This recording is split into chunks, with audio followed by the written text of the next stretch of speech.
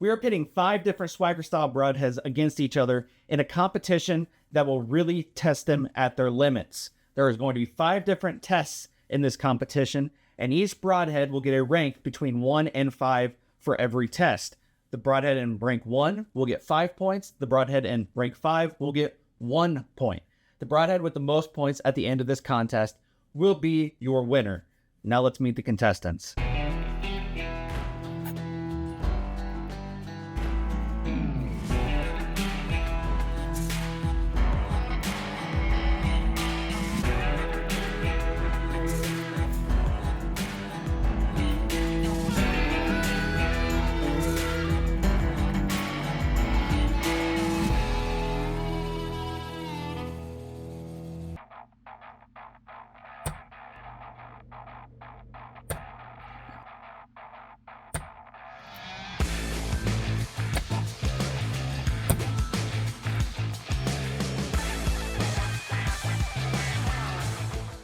I am not a fan of Allen broadheads in any circumstance, thus the U comment when I introduced it at the beginning.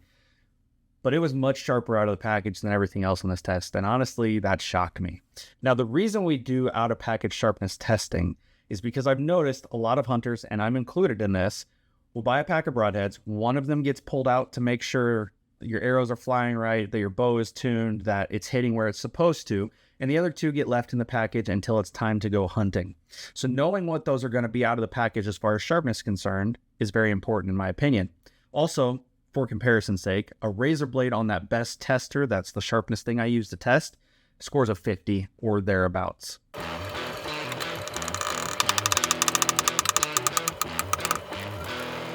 You got 91.84 pounds of force to punch through the leather, tip penetration through the ferrule, then the ears hit, or this is the ferrule, then the ears hit. This right here, my hand slipped off, so that's my fault, not the broadhead. And then it finishes penetrating all the way through down to the 91.84.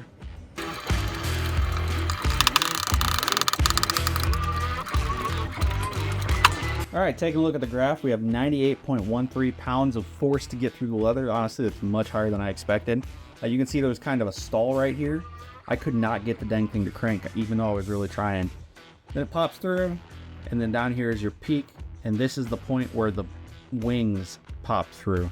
So all of this here is the wings trying to open, then everything pops through down here.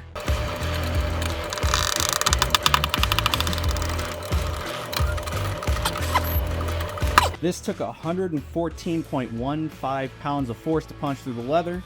Here you see the graph, the tip penetrated, and then this is after the tip penetrates. The ferrule and tip are the same size, so it's pretty even keeled. And then this is where the ears on the blades hit, and that is driving it the rest of the way through the leather after the ears hit.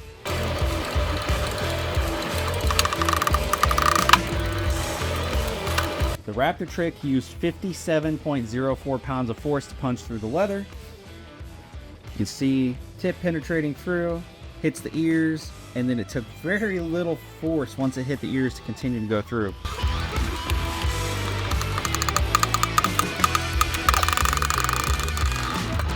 I'm having a hell of a time with this software. It didn't draw a graph for some reason, but it took 88.03 pounds of force to punch through that leather.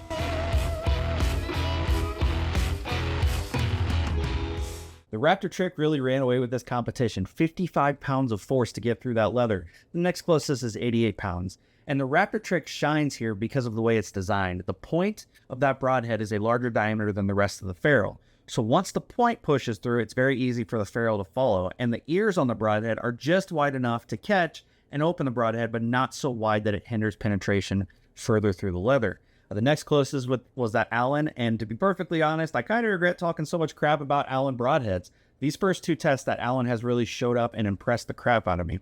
Now I want to go over specifically what this information tells you. You can't equate pounds of force to kinetic energy directly. So a broadhead that takes 55 pounds of force to open or to get through the leather doesn't take 55 pounds of kinetic energy to do what it's supposed to do on an animal. That's not how that works. What you have to understand is pounds force is a measurement of how much energy it's going to take to open that broadhead and how much energy it's going to rob from your arrow. So there's no direct no direct equation that I know of, at least, where you can say, oh, it takes 55 pounds force to open it, so it's going to take away 7 pounds of kinetic energy. That's not how it works. So you have to kind of equate it to the less pounds force it takes to open, the less energy it's going to take away from your arrow. And the more it takes to open, the more it's going to take away from your arrow. It's hard to see from a side view, so we had to go top view with it. But only the left blade opened.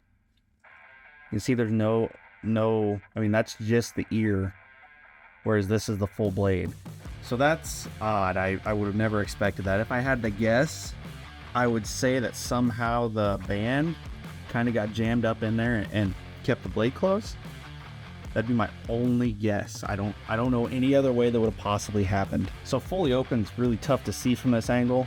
You can see the ear line, and then it goes fully open right out here where my finger is. Again, it's going to look different from your angle than it is my angle.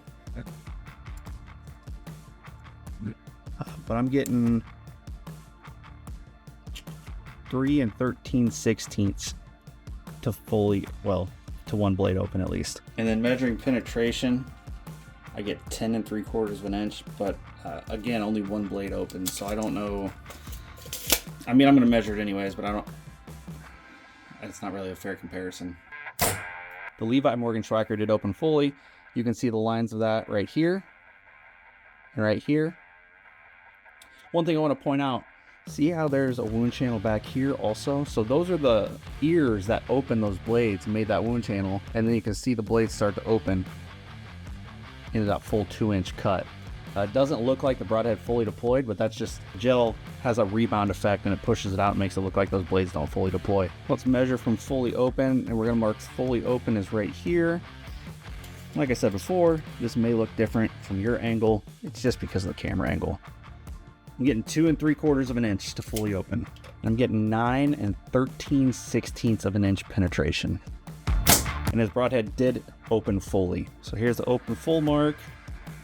And it's going to look a little different on camera than it is for me, but I'm lining it up for me.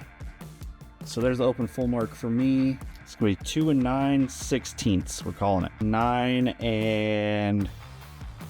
5/16 inches of penetration. The Raptortrick is fully deployed. It's very nice that you can see the wound channel very easily. It didn't fully deploy until here. I'm going to measure that. Now again, it may look different on your screen than it does to me. It's just a camera angle thing. Looks like 2.5 inches. And then measuring from the tip to the tape here, I'm getting 9 7/16 inches of penetration. You can see the wound channel of the Allen Strike Therm-X. Your bottom line, it's kind of that faint line right there, and it gets darker here.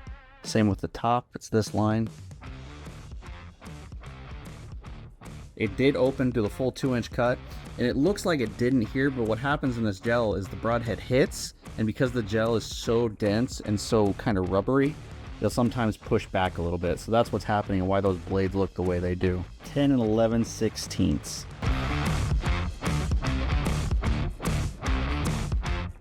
Yeah, we have a lot to unpack with this one. Let's start with the criteria I use to rank for this particular test. I use what the wound channel looks like, did the Broadhead function properly, and how deep was the penetration. Those are the 3 metrics. Because of that, the Therm-X came out on top, which I would have never had guessed. It would have been anywhere near as good as it's done in this competition if you'd asked me before we started. With that said, the Therm-X does have an advantage in that the blades are not fully hidden in the ferrule, so it's entering the gel fully open. And that's allowing the arrow to chase a 2-inch wound channel where the other Broadheads don't have that advantage. So it should have won in this contest, as it did. Now, the next thing we should talk about is the Levi Morgan and the Raptortrick. And those two could potentially be interchangeable. Like, they're very close to one another. The reason the Levi Swhacker won out is because I don't use the time, or I guess length, to open in the gel as a metric when comparing these Broadheads. I measured that metric for 2 reasons. 1, it's cool information, and 2, it would be a great tiebreaker if all other things were equal. All other things were equal, and the Levi Morgan Swhacker outperformed the Raptortrick in my metrics here. The last thing we should talk about is the green ferrule Swhacker. 1 blade opened. It automatically goes to the bottom of the list. Now, I've had people tell me when situations like that happen, you should reshoot the Broadhead. And I can't do it because if I had to reshoot the green ferrule Swhacker, then I have to reshoot all the other ones because maybe they'll perform a little better. The only time I would reshoot a broadhead is if it popped out of the side of the gel or if it went low and through the shelf that the gel is sitting on. In those situations, it's not dealing with the same things all the other broadheads did. And in this case, it did. It failed. Like Eminem says, you only get one shot to not miss your chance to blow. This opportunity comes once in a lifetime. So there is your wound, for lack of a better term, from the original Swhacker. Hit here, went up. And as you can see, it disintegrated and left a chunk of ferrule in the bone. Right there is what's left of the green ferrule Swhacker, or at least the pieces I could find. I did find both blades. And half of the ferrule, and then this is what came out of the arrow. There's your impact from the Levi Morgan Swhacker. Knock some of these bone chips out of the way. I mean, you can see the ferrule went in there and it freaking shattered everything. I mean, I had bone chips flying back by me. This piece of meat up here, tendon or whatever, I mean, it broke it up pretty good. This is what the Levi Swhacker looks like after. Got a nice bend in the ferrule. Both the blades still open. It started to open up. Try to, at least. Let's see if we can get this sucker out. So this is with the broadhead out. We got a very solid fracture right here. You can see that very well. And then a hole punch where the ferrule was in. I don't see any other damage around the bone. Here's your ferrule. That is what is left of that Muzzy shank. Right there's where your Raptortrick hit. Got some nice bone chipping. It didn't penetrate very far compared to the other ones. And right here is your Raptortrick. There's the top piece of the ferrule. And one blade is MIA. So the Allen didn't penetrate. It hit here, skipped here, and came out the top. There you have the Allen. Tip broke off, ferrule bent all to hell, threads broke off. And then the blades look in, I mean, they're intact, but it's because there was no penetration. However, that blade is bent, and this blade has a slight bend in it as well. So both blades are bent.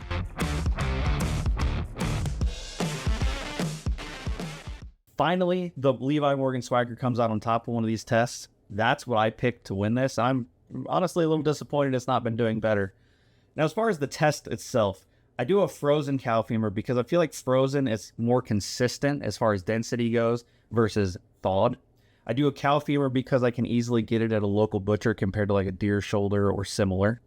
And my thought process is this is the ultimate kind of FU test to the broadhead. That's a very dense, hard bone to begin with. Frozen makes it even worse. So if it can survive or persevere through this test, it should easily be able to do anything we would put it through in a hunting situation.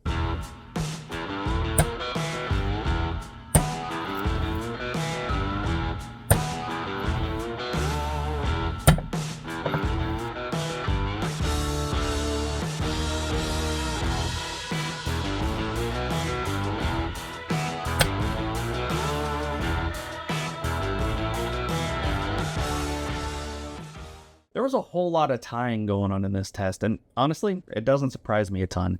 The broadheads with the blades hidden inside the ferrule come at a huge advantage here because those blades are protected until they would be inside the animal in a hunting scenario and deploying. That's why the Therm-X definitely came out at the bottom of this, whereas it had an advantage back in the Ballistics gel testing. Now, you may have noticed some of these blades were sharper in this test than they were in the initial one. And I've seen this before, and I attribute it to a few things. First is we don't know what happens to those blades during testing. They could potentially have some burrs knocked off or something to that effect that would make them sharper. We just don't know. The second thing is, in particular, I see this on the Muzzy shank. That blade is bent, and with that blade being bent, you could potentially change the bevel profile to a much steeper profile, which is going to produce a sharper edge. And the last thing is, whether I like it or not, human error. I am not perfect. Even though I really try hard to do all these tests very evenly, I just can't always guarantee it. I've tried to figure out a way to take the human element out, and I haven't come quite to it yet. I am looking at a different machine that completely eliminates the human element and is way, way, way more precise, but it's $12,000. And to be honest, my budget's just not there right now. When I do these competition style videos, I don't keep rankings after every test. I tally it up at the end because I want to be as surprised at the results as you guys hopefully are. At the beginning of this video, I said the Levi Swhacker was the fan favorite. Halfway or so through the video, I said I had picked it to win and I was disappointed in the performance. It just edged out its competition and ended up in first place. This was a very, very close competition. At the end of this, I'll show you the results with the figures. The Therm-X shocked me. I typically hate Allen broadheads. I would generally never recommend an Allen broadhead. And to be perfectly honest, I don't know that I would even still recommend this broadhead. But it did end up second in this contest. What really surprised me is seeing the original Swhacker end up last. I would have expected a whole lot more, but really the Ballistics gel test really, really hurt its standings in this competition.